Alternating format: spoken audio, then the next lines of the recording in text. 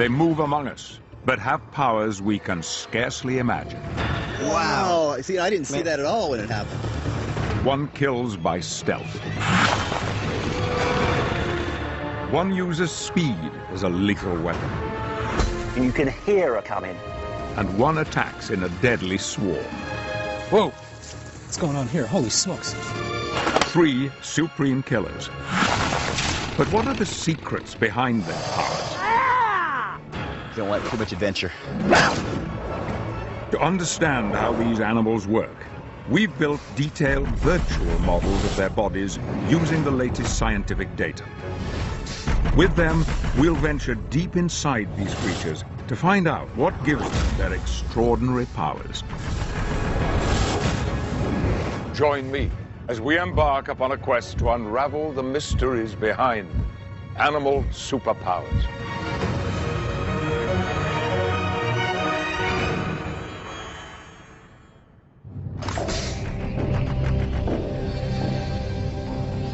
There are creatures on this planet that have evolved incredible powers of deception and lightning movement to catch their prey. These animals are masters of the ambush attack.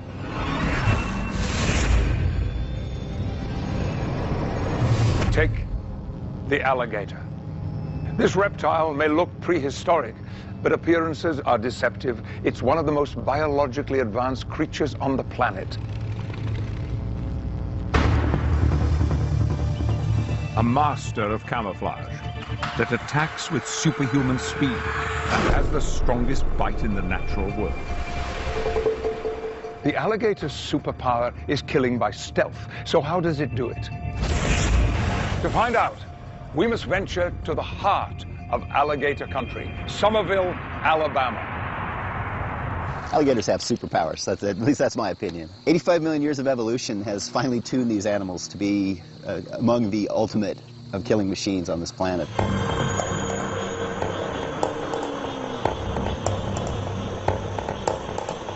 Alligator expert Dr. Greg Erickson will carry out 3 daring experiments to uncover the secrets of the alligator's stealth attack. Turn on your light. The first step in a successful ambush is to hide. The bulk of the animals underwater. It's almost like a submarine. You just don't know they're there. They also take advantage of the fact that a lot of the water that they're in is stained, and so it's harder to pick them up. Alligators are hard to spot during the day, but under the glare of a spotlight at night, their eyes give them away. Is there one swimming across there too? Sorry, I just saw one go down. Alligators feed on fish, turtles, and anything that strays close to the water's edge. They don't chase their prey. They hide and let their prey come to them. Well, the key to being an ambush predator is some form of stealth, some ability to be concealed, to get close to its prey. These animals are gigantic animals that are designed to get up into that wedge between the water surface and the bottom. That's where these animals make a living. They can come up into just a few inches of water with their snout where they can make a strike and be almost completely undetected. There's one right there. Back there. Sometimes when they hear a distress call, they'll take notice and check it out. To tempt it closer, Greg imitates the distress call of a baby alligator. That's working.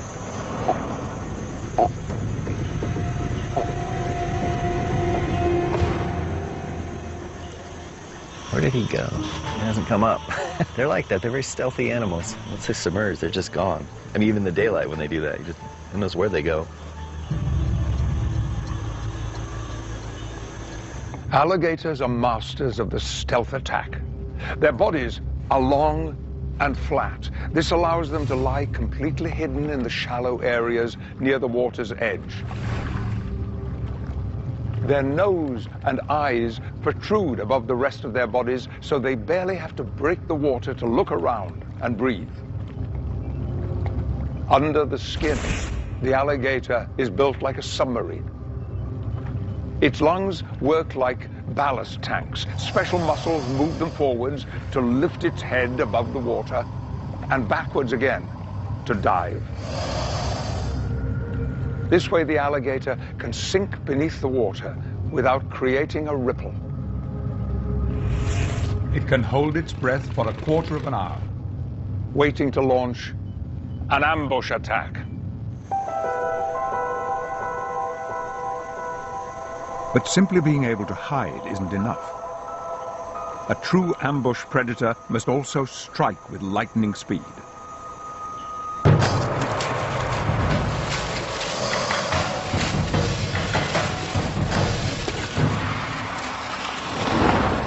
In this alligator sanctuary, owner Wes Moore houses some of the biggest American alligators in captivity. So there's one right there. There's two right over there. 2 years ago, I had 27 alligators over 12 feet. Jeez. Craig will use these captive alligators to carry out a series of experiments. First, he wants to find out just how fast an alligator can strike. He'll simulate a real attack using a feral pig culled by a local farmer. We're going to put this pig over here in a situation like this pig was down at the water. He was rooting around. He was going to get something to drink. The alligator, of course, I'm sure they can smell this pig. He'll see it. He's going to run out. He's going to grab it, and then it's ba-dee, that's all, folks. All right. Greg will measure the speed of the strike using a high-speed camera. I'm really excited about this. I think with this high-speed video camera, we're going to be able to quantify how quickly these animals seize their prey. As long as everybody stays back, because once I get over there and he sees me and pulls the pig, hang on for dear life. You have to be wary working around crocodilians. They're just really amazing biomechanical machines. Greg and Wes are now in an enclosed area with over 200 alligators. They must move quickly. I think as soon as he sees that pig, he's just going to kick it in gear and just lunge out and grab it. Come on, Spanky! Come on, Spank! Here he comes, here he comes, here he comes. Come on, Spank! Come on, Spanky! But Spanky the alligator is being cautious. He senses something's not right. He's going to take a bit of enticement. All right. He wants me more than the pig.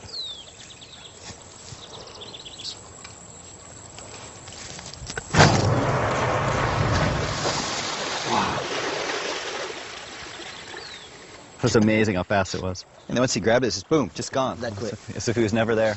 If I didn't know this animal had a pig in its mouth right now, I wouldn't be standing here.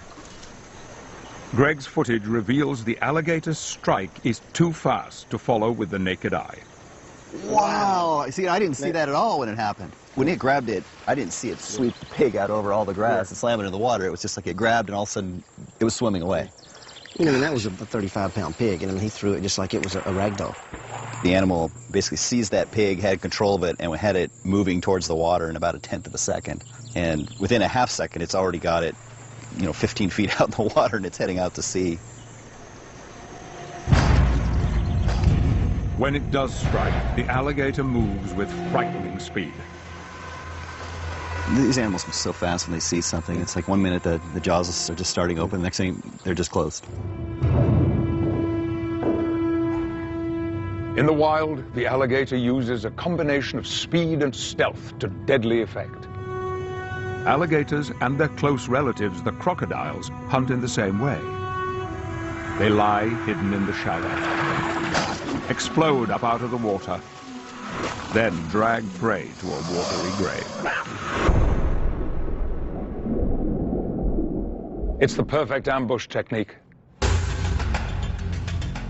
The alligator has one more weapon that makes it a true top predator. Its bite. Let's unload the bite board right here. Alligators and crocodiles have the strongest bites of any living animal. We're studying the bite force capacities of crocodilians. We're looking at it throughout their development. We're also comparing them to other species. Greg wants to test the bite strength of one of Wesley's biggest alligators. And that means wrestling one of these giants up out of the water. It's a dangerous job. We're going to use this board to strap the alligator down, pull it up, and restrain it. In theory, this will work very smoothly. In theory. They want to test Wesley's toughest alligator, a 12-foot 4-inch monster called B.A. Hey, B.A. Hey, big boy. It's short for bad alligator, and he's called that for a reason.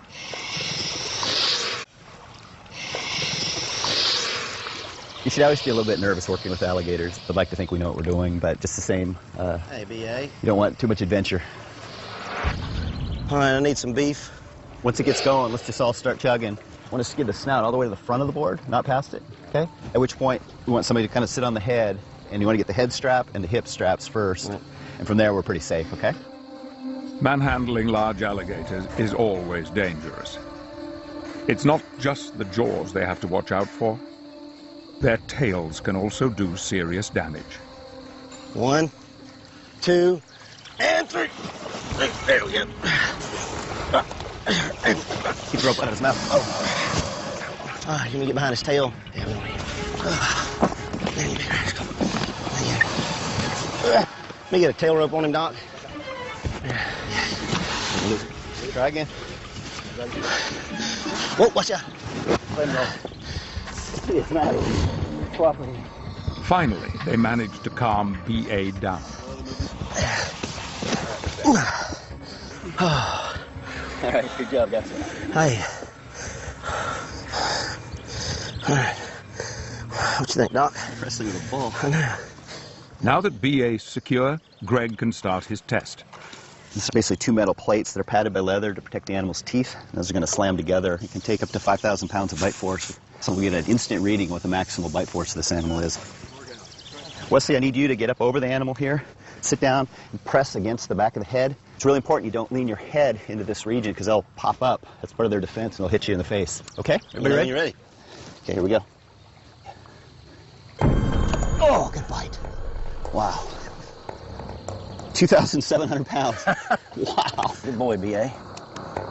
The bite is enormous. 2,700 pounds of pressure is like a family car falling on your head. If a human's leg in there or a deer's leg in there, it would have shattered for sure. If you move the device, they'll reassert the bite, and that bite will be about 90% of the maximum we just got. Right now, this animal's holding at about 10% of its bite force. Wow. This is really the secret to this animal. There must be 30 pounds of jaw muscle on both sides of this creature. The muscles that power the alligator's bite sit far back on its neck. That puts them below the waterline, so the alligator keeps its low profile. They're made of 2 different kinds of muscle. Strong white muscles generate huge forces for a short period of time, snapping the jaw shut with great force. Smaller pink muscles have less strength, but more staying power. They hold the jaw clamped shut for as long as it takes. Once the alligator has got you, there's no escape. But the alligator's teeth aren't sharp enough to slice through flesh. So how do they eat prey that's too big to swallow whole? Nice other feral pig, Doc. This one's a little bigger. Is it a big female? Using an even bigger pig, Greg wants to show how alligators devour large prey. Big boy's waiting for you. All right. Look at this guy. He had planned to throw the pig into the water, They want to be first. but the alligators have other ideas.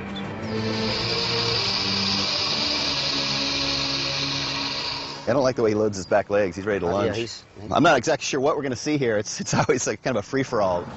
And Uh-oh. Got a stick? cut it. Here we go. Wow, look at that roll. Watch yourself, Wesley. I've got that. That's impressive. Well, this is really revealing right here. Well, I mean, this is amazing. This was the hindquarters of this animal. The secret to an alligator dismembering a prey item like this or breaking bones isn't so much the powerful bite force of the teeth. It's the rolling that they do. You get a 600-700 pound animal, and it's able to just spin on a dime over and over. And this is the thigh bone, the femur. When that animal was rolling, it was able to shear that femur right in half.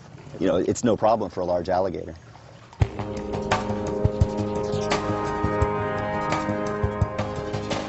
These animals are the guardians of the water's edge. They've been doing this for 85 million years, and they're very good at it. They're so adept in the water. They're large animals, and yet they're incredibly stealthy. Once they get a hold of a prey item, it's game over. It's a one-way street. They're really amazing creatures. They're no less successful at killing today as I think they were back in the age of the dinosaurs.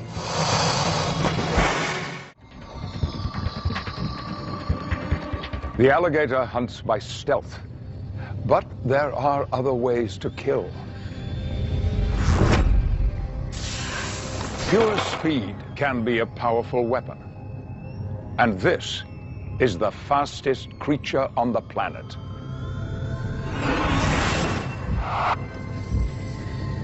The peregrine falcon. The peregrine's attack starts high above its prey. Unseen, it drops from the sky at speeds of up to 200 miles an hour. It strikes its target with a single killing blow. This deadly dive is the ultimate form of ambush attack, a true superpower. So, how does the peregrine falcon do it? To find out, we must travel to the heart of rural England to meet a man with an unconventional take on the ancient art of falconry. Here! Here! Here! Here! There he is. Good lad. Up! Woo! Faster! Faster! Yee-hee! Catch him up. Otherwise I'll lose him. Ah! They love flying with the car. So you've got to try and match their speed, which is not easy on a farm track, as you can see. And then he'll come in and he'll try and take the lure and I'll put it away. So here he comes. I said, keep that speed, Rose. Keep that speed. Faster, faster, faster. He's too fast. Keep going. There he is. Woo! Good lad. He was too fast. Lloyd Buck is a master falconer. He's father figure to over 30 feathered friends. And here are two birds that have been a big part of my life for many years. These are the peregrine falcons. So you've got Willow here. He's the little male. Willow is coming on for 10. And then Lucy here. Lucy's the female, and she's a year older.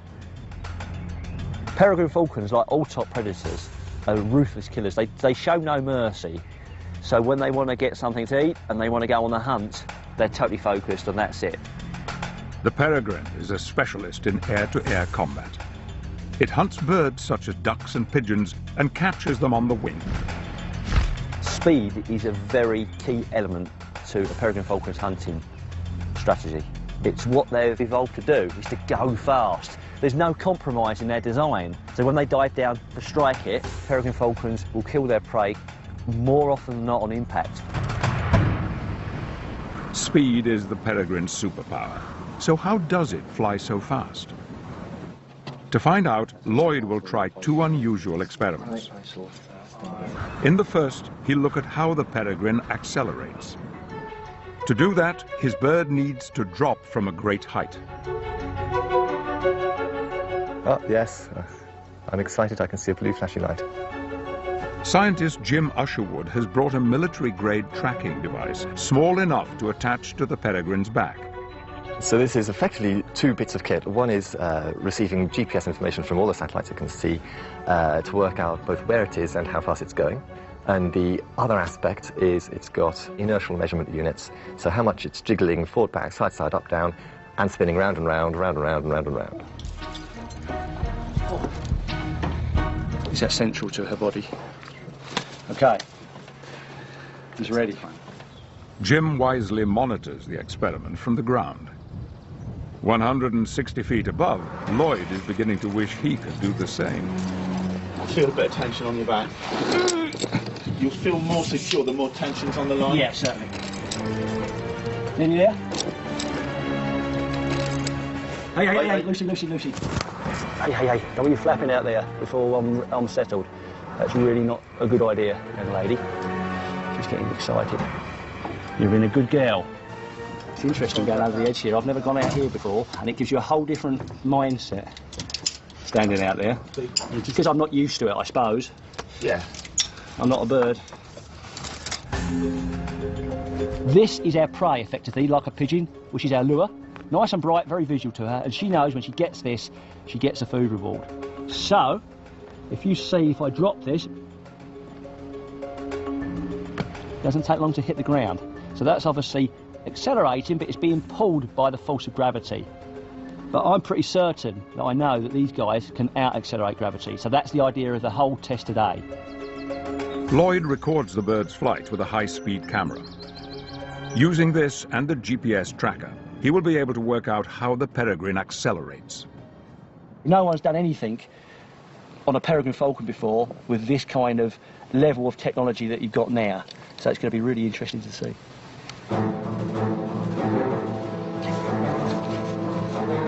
Okay, here we go. Wait, ready, set, go! Oh, there, she did it there. That's pretty cool, isn't it?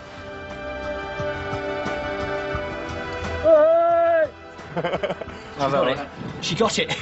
She got it. I'm not quite sure how far down she got it, but the old girl got it.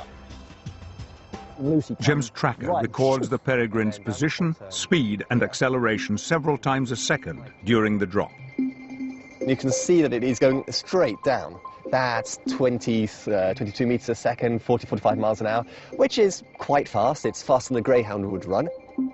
They almost sort of fall off your fist, really. What I think is great here is just how quickly they can think and make a decision and overhaul that lure before it hits the ground. You know, they've only got, what, 3 or 4 seconds, and they can actually get it. Whoa. The high-speed footage shows just how the peregrine accelerates so quickly. It actually uses its powerful wings to fly straight towards the ground. And it's weird to see a bird happy to point themselves straight down. If you dropped a pea off the tower, this is the route it would take. It flaps sort of halfway down the tower and manages to catch up with the lure, which means it is definitely out-accelerating gravity. It can't just fall and expect to catch up with something that's ahead of it. And if she gets that wrong... You really have to trust your wings and your feathers are going to hold, don't you? Yeah, she's going to have a serious headache. Jim's tracker proves the peregrine accelerates at 1.6 G. That's faster than gravity. But for a peregrine, a 160-foot tower isn't high enough to reach its true top speed. There's no way this is near a terminal velocity. It could go faster if it just had more time to fall. And to have more time to fall, you need to start higher.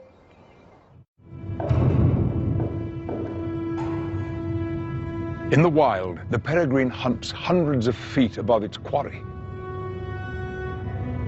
By soaring on thermals and air currents, it uses little energy reaching such heights.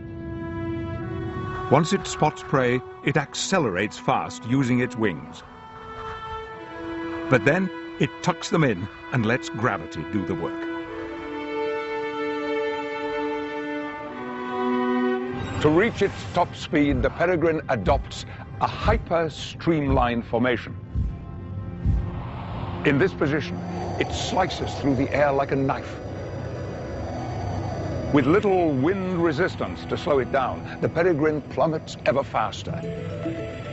Reaching speeds of over 200 miles an hour, it strikes its prey like a bird-shaped bullet.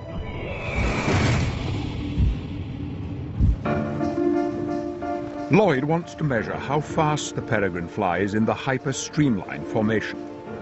For this final test, he needs somewhere with strong winds and a lot more space. Lucy likes this location so much because it's a typical peregrine environment here.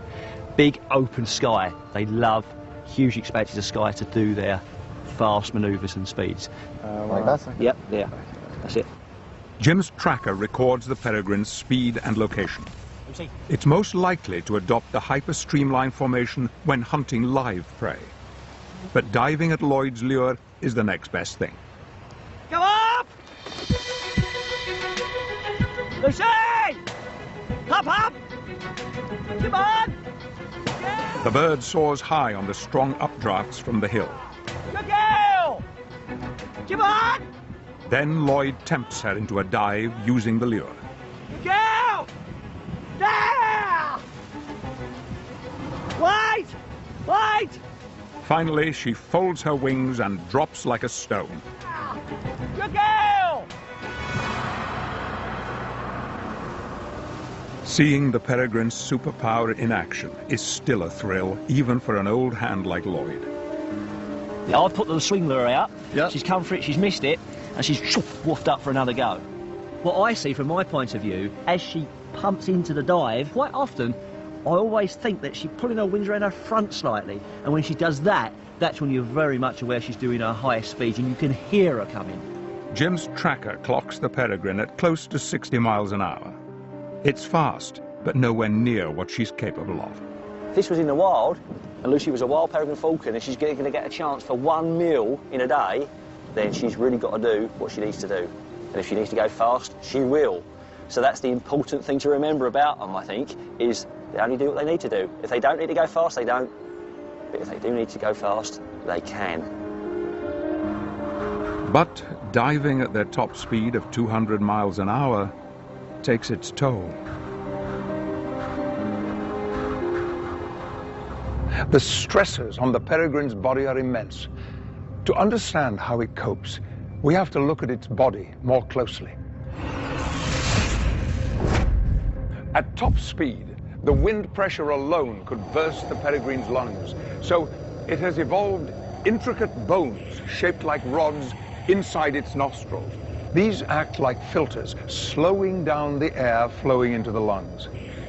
To prevent the wind from drying out its eyes, the peregrine secretes thick, sticky tears to keep them moist, and a third eyelid flicks across the eye like a windshield wiper, removing debris. To fine-tune its movements at top speed, the peregrine makes minute adjustments to its tail feathers, making it lethally accurate, even at 200 miles an hour. The peregrine proves that speed really does kill. When you look at it slowed down, there's a lot more going on than you ever noticed, even with the best pair of binoculars in the world. I've seen her buzz around the car, I've seen her make decisions when she's in the sky, coming in from a stoop and the ground's coming up. More often than not, the sheer impact, the energy of that blow kills their prey. If you want sheer adrenaline, all-out speed, then you can't beat the peregrine.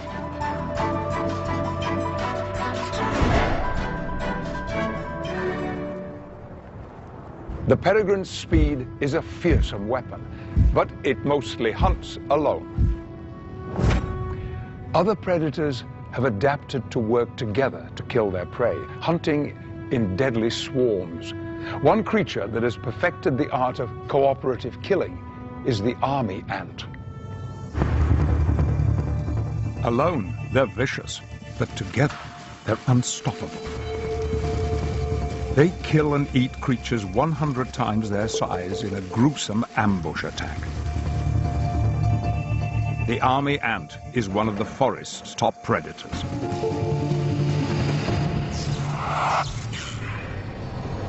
And yet, each ant is the size of a grain of rice and completely blind. So how do they do it? The secret to their superpower lies in the power of the swarm. To find out more, we must travel to the lush rainforests of eastern Ecuador.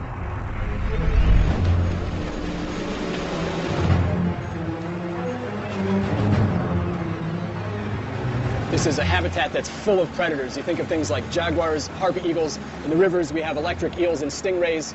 Life is always in danger here of being eaten by something else. One of the top predators, though, on land in the rainforest are army ants. Biologist Sean O'Donnell is in Yasuni to find and study army ant colonies. He wants to investigate how the power of the swarm turns these tiny insects into lethal predators. By multiplying the behavior of hundreds of thousands or even millions of tiny workers together and having them coordinated with each other, you end up with a superorganism, essentially functioning as a large-bodied animal sweeping through the forest. They are one of the pinnacles of social organization. They've kind of pushed the envelope, and that's one of the things that draws us to come deep into the rainforest like this, to seek out this particular kind of society. This area is home to thousands of army ant colonies, but the dense vegetation makes them hard to find. So Sean relies on a local Warani Indian to guide him deep into the forest. This is a devil's garden tree. It's a plant that's in the coffee family. It's a small growing tree in the understory in the Ecuadorian rainforest, and it's occupied by ants called lemon ants, hormigas de limón. And if we crack this swollen node open, there should be ants nesting inside it. This whole tree will be occupied by a single colony of these Myrmellchista ants. These are one of the few places in the forest that the army ants can't get to.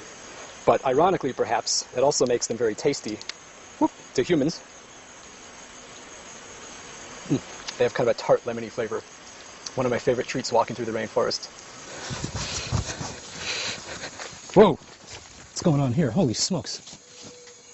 Beetles. No, termites. Termites. One possibility is that their colony is being raided by ants, and it could be army ants. Oh, we've got ants. I think this is what we're looking for.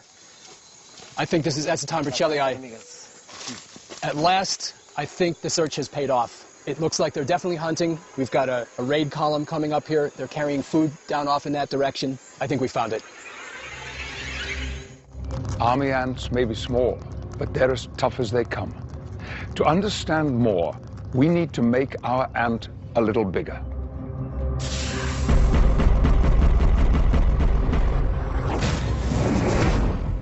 Like all insects, they're clad in a strong exoskeleton.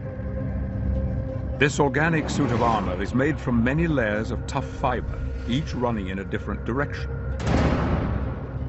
It's strong without being brittle. Their heads are filled with muscles that power their sharp pincers. Their most potent weapon is their sting, which injects a paralyzing venom. But these killers do have a weakness. Almost every single ant is virtually blind. Their rudimentary eyes can tell whether it's day or night, but nothing more. It's only by working together that these tiny soldiers can punch above their weight. To do that, they have to communicate. So how do blind, mute insects talk to each other? Sean has designed a special experiment to investigate ant language. He thinks the secret lies in their scent. So if you move quickly, you can usually do this without getting stung. So now we've got a good mass of army ant workers in this bag. And we'll extract them with that solvent, and hopefully that'll give us a good strong brew. Here we've got a really thick, strong column of ants, and this is a great place to try to find out how these ants are communicating with each other. The smell of Sean's disgusting brew should mean something to the other ants. Let's present it to the ants and see how they respond.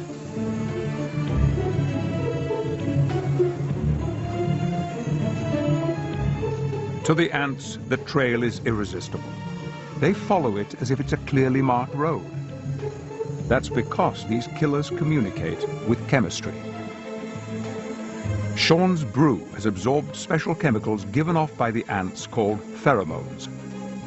Pheromones, these social chemicals, are absolutely central to army ant behavior.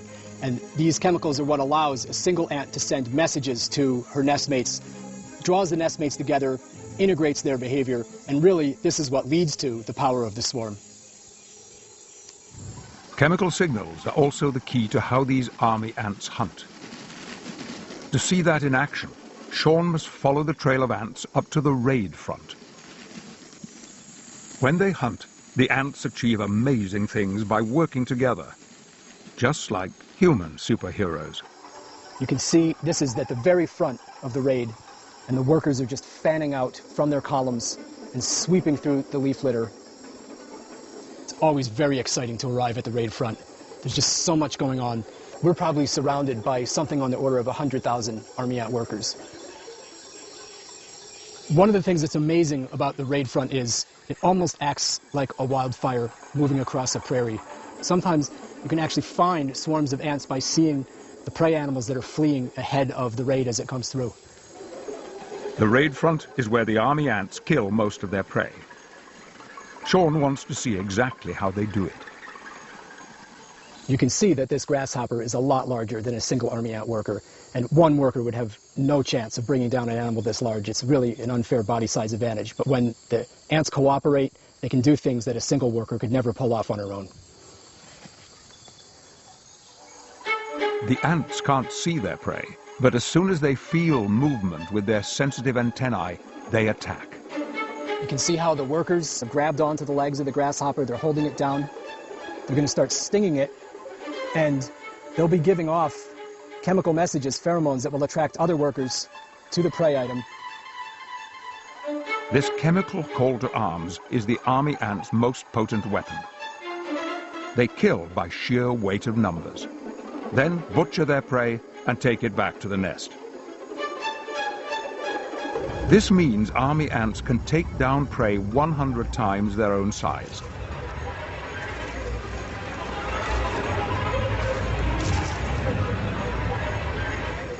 The secret to this deadly ambush is simple. The ants work together. The army ant's ability to cooperate at the raid front is impressive. But to witness the true power of the swarm, Sean must follow the raid back to the very heart of the colony. The nest that houses the army ant queen. I think this is it. See, they're inside the roots of this walking palm here. This is where it all starts. This is the temporary nesting site, the bivouac. Most ants and most other social insects build a nest. They either construct it out of materials that they collect or they excavate it in the ground. Army ants are different. Army ants make a temporary nest out of their own interlocked bodies. There are a lot more ants hanging together in there making up this bivouac than what we can see through this narrow opening. It only gives us a small indication of the incredible mass of ants that's built up inside. The bivouac is the heart of the swarm, the pinnacle of army ant cooperation. Each ant interlocks legs with its neighbor using Velcro-like hairs on its feet. It forms a giant living structure of breathtaking complexity. Hidden deep within, the queen. In army ant colonies, there's a single queen. So this mass of hundreds of thousands or even millions of army ant workers are all descended from a single mother. And every month, she cranks out tens of thousands of eggs to keep up that massive colony size. But although the queen is important, she's not in charge, for the swarm needs no leader.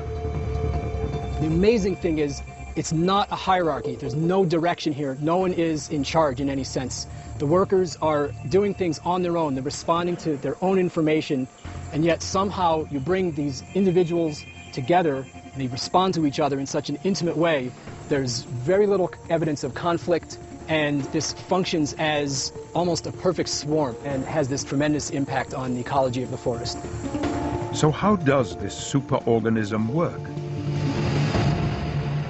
It's impossible to appreciate the scale and complexity of an army ant colony from the ground.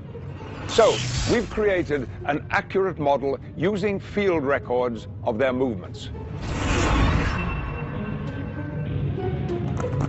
In the morning, a raid swarms out from the bivouac, hunting for prey. It returns at night. The next day, the ants head off in a different direction, rarely following the same path twice.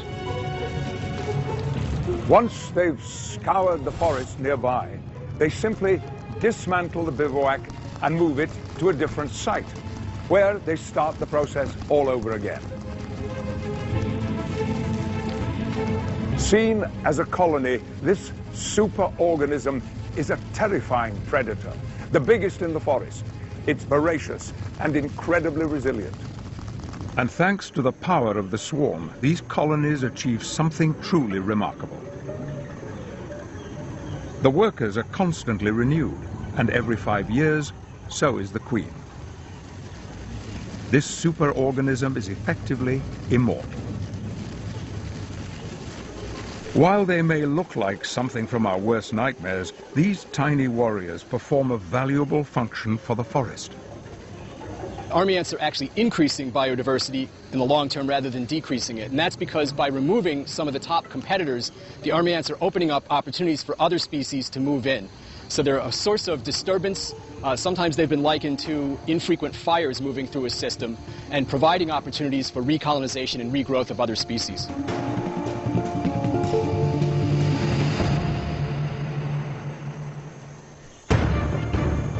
Some think superpowers only exist in the movies.